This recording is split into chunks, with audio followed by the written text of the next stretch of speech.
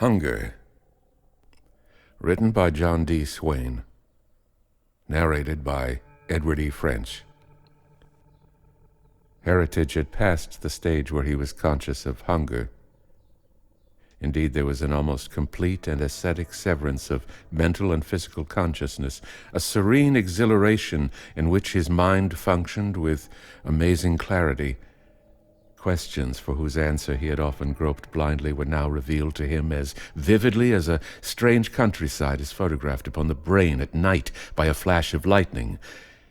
He did not ponder on futile puzzles whose answer is a matter of numerals or statistical details, but for the first time he was able to grasp the meaning of eternity without beginning or end, of an universe without boundaries.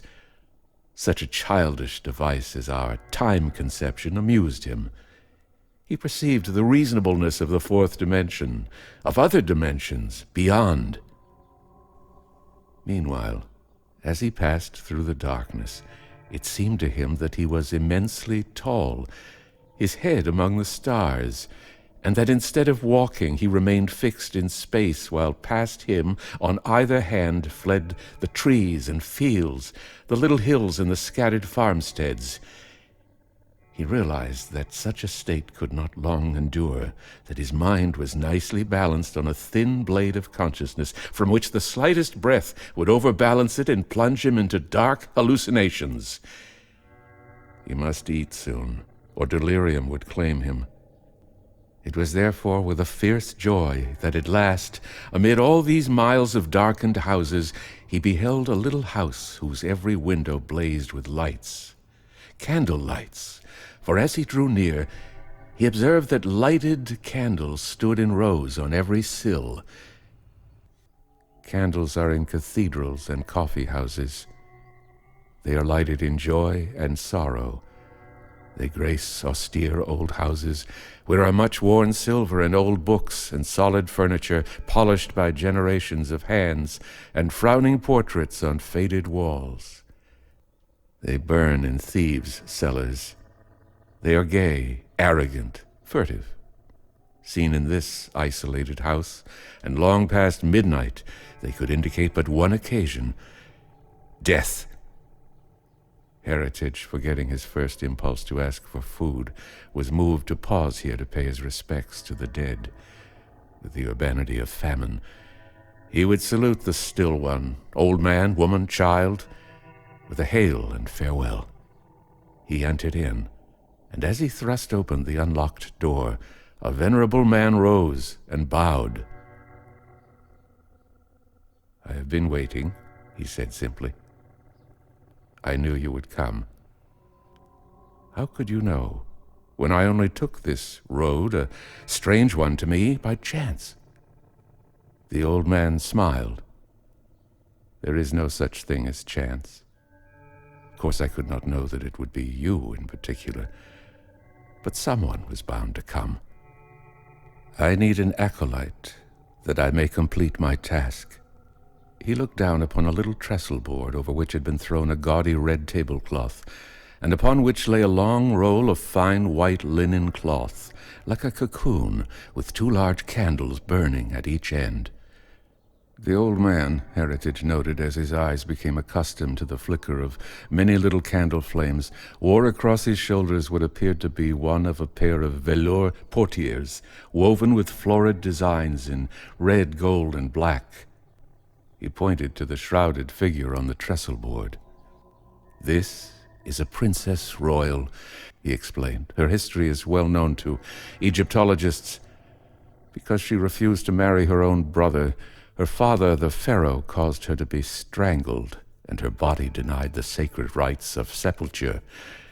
It was embalmed, but thrust into the dry vegetable cellar of a slave's house. I bought it from a great museum of art and antiquities. It took all that I had saved up by 50 years of toil with my pen. Before the Nile grooved its channel to the sea, it was written in the planets that I should perform this thing. But I cannot accomplish it alone." Heritage gravely nodded. "What then can I do?" The old gentleman handed him 2 candles which he had lighted. "You shall kneel at her feet while I recite the essential part of the ancient rite," he said, and directly Heritage had kneeled, he began rapidly to intone passages from the Book of the Dead. The wavering candlelight served to set everything in the still room into fluidity. The shrouded mummy seemed to breathe rhythmically. In the far corners of the room, ludicrous shadows leaped and gamboled. Over Heritage's hands ran little rivulets of hot wax, but he did not feel them, famine having already released him from the tyranny of pain. Abruptly, the voice of the old man ceased. After a moment, he said, "There is no mummy case. That I could not afford to buy. So I have prepared a simple cedar box lined with soft silk outside in the grave I have digged for her, and now I must lift her in my arms and take her out. But this is sacrilege, and so, according to the immutable law of old Egypt, you, my acolyte, must curse me and make pretense of stoning me." Heritage bowed.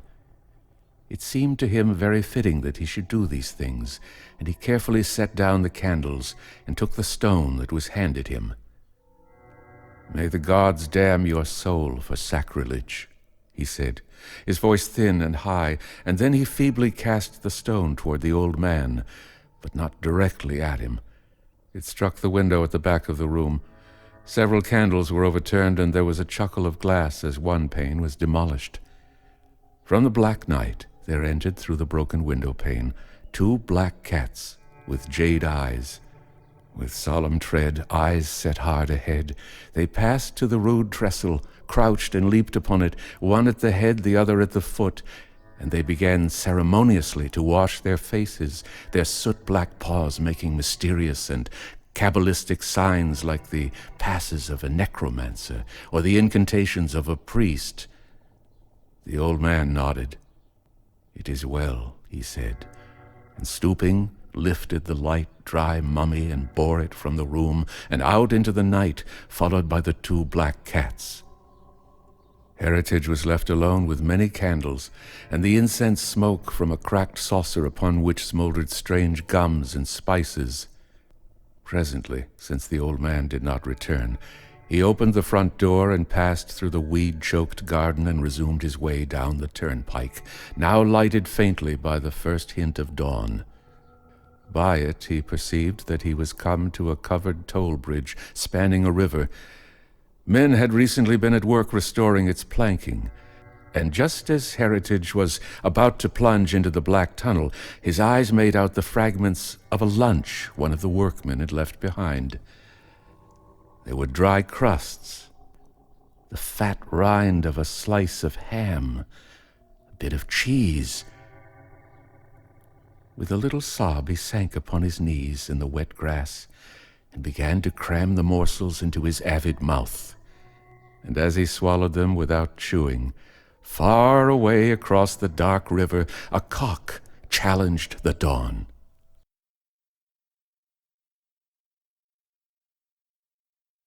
Hunger, written by John D. Swain, told to you by Edward E. French. Good night.